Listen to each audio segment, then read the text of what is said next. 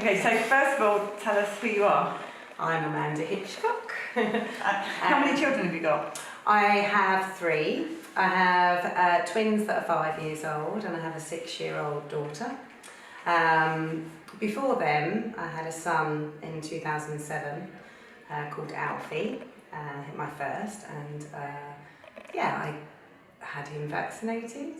I didn't know any different, and and I can remember at the time not feeling that comfortable about doing it, to the point where I sent my mother-in-law to get him injected because I couldn't bear it. And didn't really question anything, but because I think I've grown up being told that that vaccines are very important. And so we had him vaccinated, and the doctor said to my mother-in-law that within he'll probably start to feel a bit poorly on the 10-day mark, which is when the live part of the vaccine comes into play. And on day 10 exactly, I was at work, and my partner was a stay-at-home father, and he called me during the day to say he wasn't very well. He wasn't eating, wasn't drinking, so I just said, look, did all the normal things, call the doctor, get him down there, get him checked out. Doctor was not interested at all, just to give him some Calpol and put him to bed. And if he's like it tomorrow, bring him down. So I got home, his temperature was probably about 39. I administered some Calpol to him, and it went down about 0.5 degree, and he was very, very tired, so I put him to bed. We had some tea. I went up to check on him about half an hour, 45 minutes later, and he was dead. I tried to bring him round, and I administered CPR, and but I knew, even though I was doing it, that he was gone. There was no bringing him back. I sort of immediately put 2 and 2 together, because it was day 10, and I don't know, we were treated quite badly actually, because obviously the paramedics turned up and they took us to the hospital, and they were still working on him in the ambulance, and then when we got to the hospital they put us in a room, and then about 15 minutes later they come in and said, well, sorry, he hasn't made it. How old was he? He was 14 months old. 14 months? Yeah, he was 14 months, yeah. And I just said to the doctors, it was that vaccine, wasn't it? And the look in their eye said everything. They didn't even have... What vaccine was it? MMR. Just the MMR? Yeah, just the MMR. So MMR killed your kid? Yes. 14 months? Yeah, 14 months old, yeah. Describe him before he died, if you can bear it. Sorry? Describe his character, what would you lovely. It was just, obviously I'm very biased, but he was a very happy child, and rarely had any trouble with him. He was never really ill. He'd only been to the doctors once in them 14 months. For a medical reason, because where he was so chunky, he had a big double chin, and where the milk used to dribble down, he got quite sore around his neck. So we had to go and get some cream for that. He'd been to the doctor. I obviously had him vaccinated as per the schedule with all the others, but he had rarely been ill actually. He was just a very healthy child, and very chunky. He was breastfed for the first 4 months of his life, and that all went absolutely fine. So it was a bit of a shock. I say a bit of a shock. Obviously, it completely and utterly destroyed us. And then I can remember when he had the MMR, those 10 days, leading up to them 10 days. He got really angry, and I have photographs of him where he's just so frustrated, and you can see it was, and I couldn't quite understand why. He was sort of off his food, but it was these tempers that I'd never experienced with him, and I now know that he was probably suffering. Yes. And we just didn't know anything about it. What did the doctor say when you said it's that vaccine? Well, we can't comment. Obviously there'll be an autopsy. We'll get back to you. So we had to get a taxi home because obviously we'd travelled in the ambulance and I was in the paramedics car. We were just left to go home. And then when we got home, we were met by 2 police officers who basically wanted to take stuff out of his room. They drilled us about what he'd eaten, had we done anything different. They took his pillow, they took his quilt, they took his teddy bear. We were, for about 2 hours, we sat in our living room while they were upstairs in our son's room. I felt like I'd done something wrong. It was really, really traumatic, really traumatic. I was really keen to find out, obviously, so I drove the coroner mad by phoning them every day. And on the 3rd day after he'd passed, I had a conversation with, I think it was the coroner's secretary, and she was like, look, Miss Hitchcock, she said, yes, I think we have found something. She said, we found that he had a very enlarged heart. So we think that it may have been an undiagnosed heart issue.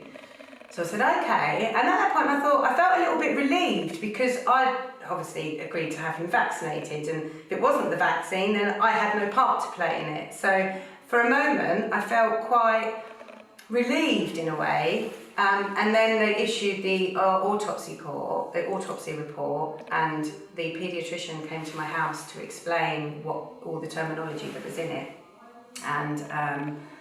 And his heart was perfectly normal. So I don't even know where she got that information from. There was nothing wrong with any of his organs. They said that he had a systematic response to the vaccine, which they considered normal. So I said, well, how do you know? How many dead babies have you done an autopsy on for you to conclude that it was normal? And they just ignored me, completely shut me down. I didn't even, they said they were going to hold an inquest because I was contesting the fact that they had actually put it down to sudden infant death. And that's what they classified his death as. And they held a meeting, but they wouldn't tell me when or where. And then all I got was a letter in the post to say that his death has been classified as a sudden infant death. It's not the first time that we've heard about this enlarged heart as well. Oh really? Yeah, too many times that has been used as your baby had an enlarged heart. Bullshit. That's really interesting. Really interesting. That's the first line. Yeah. And it's so cruel. Yeah, it is. It is. So I still have no justice for him because nobody stood up and said yes, it was the vaccine. Nobody. And I can remember the first time I sat there in my living room and I just Googled MMR deaths, and I burst into tears because I had no idea. That there were deaths that happen as a result of being vaccinated. I wasn't aware that there were so many side effects, possible side effects from being vaccinated. You're told that it's safe, and that you're doing it to help prevent all these really dangerous diseases and viruses. But obviously since then I've left no stone unturned really. I've looked at so many reports and I've studied and I've met with so many other people, really brave people.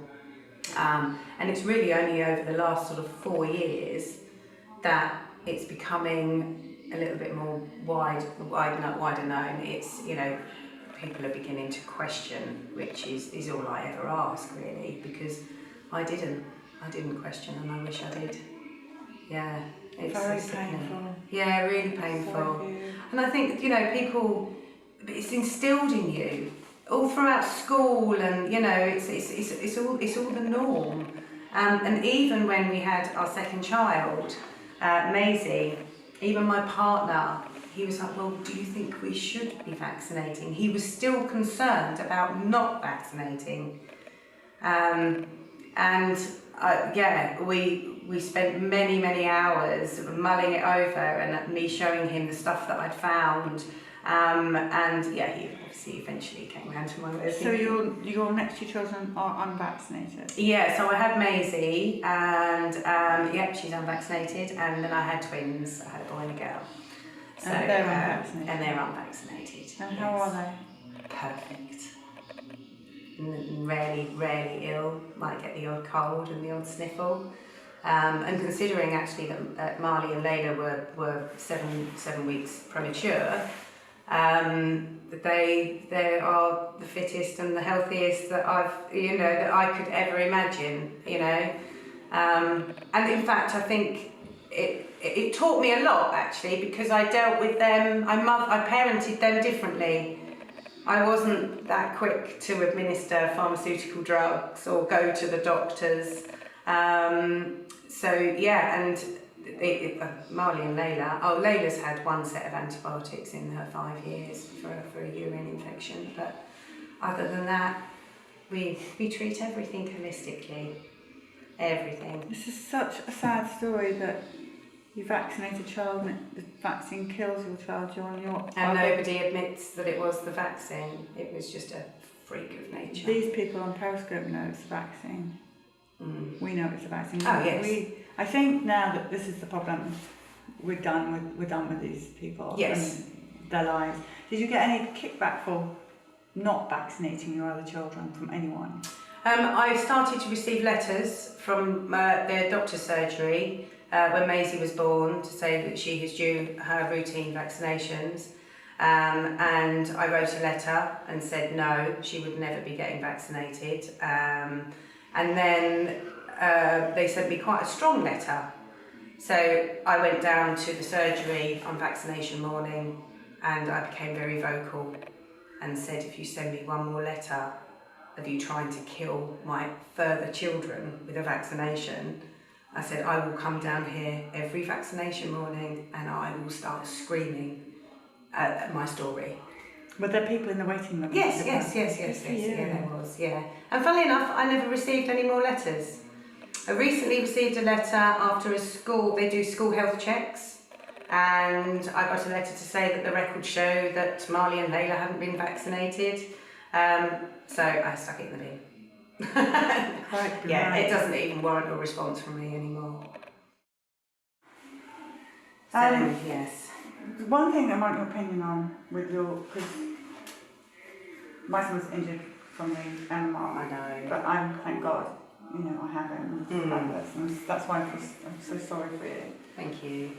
But they want to, in America, a lot of the doctors on our side as well, they say it's too many too soon, they want to withdraw the vaccine schedule so it's like it used to be. But like it used to be, our children just had the MMR on that day. I don't think there's any safe and effective, but I know it, I see it out there. And it worries me extremely that they're calling for this reduced vaccine schedule. What do you think? Absolutely not. I don't think there is a vaccine that is safe. I think that you just have to take a look at the non-existent studies, really. I think after researching every single vaccine, I haven't found one that hasn't got any toxic neurological damaging ingredients in it. I went to see Man-Made Epidemic, and I was very interested in that film actually. They'd set up a lab to try and manufacture vaccines without any toxic chemicals in it, and that's something that I'm very interested in. I don't know if it ever could be done. But would you ever trust it? No, never. No, personally, no. That's the thing, it's the trust. It is the trust. The trust has gone completely. And especially, obviously, after seeing this movie, And I can remember Dr. Andrew Wakefield on that day of his court case, because I was asked to appear on Sky News and Channel 5 News, and they'd set it all up. I'd done video camera interviews with them, and then they said they'd bring a car to come and get me. And yeah, because of the outcome, they never contacted me again. I didn't even get a call. So it was interesting to see how the media manipulated that whole time. I couldn't get in touch with the journalists who'd been in touch with me and were all over me like a rash at the time. So no, the trust is gone. I don't trust anybody. I don't trust government. I don't trust pharmaceuticals. I don't CDC, absolutely never. I can't even take a paracetamol. I have problems with any kind of pharmaceutical drug. To the point where sometimes I really suffer, even just with a headache. But, I drink a pint of water and I go to bed. I have terrible trouble trusting. I recently, last October, had some back surgery, which was quite funny because I'd been in so much pain for a whole year, and I'd gone under general anaesthetic, and when I'd come round, the pain had gone that I'd been living with for a whole year, and they were like trying to keep topping up with these painkillers, and I was like, no, I was a complete warrior, and they could not believe it. They were just like, oh my God, you must be in so much pain. I went, yeah, but it's nothing. And I said, and I don't want to mask that pain, because I know I want to feel how it gets better naturally. It was. I'm terrible. I don't trust anybody. Yeah. Well, you're not terrible. It's exactly yeah, right. yeah. They killed your child. Yeah. Yes, they did. And Manu, you're going to get a picture of Aflie. Yeah. And we'll put him on the bus. Yeah. No, thank you. Thank you so much for telling the story.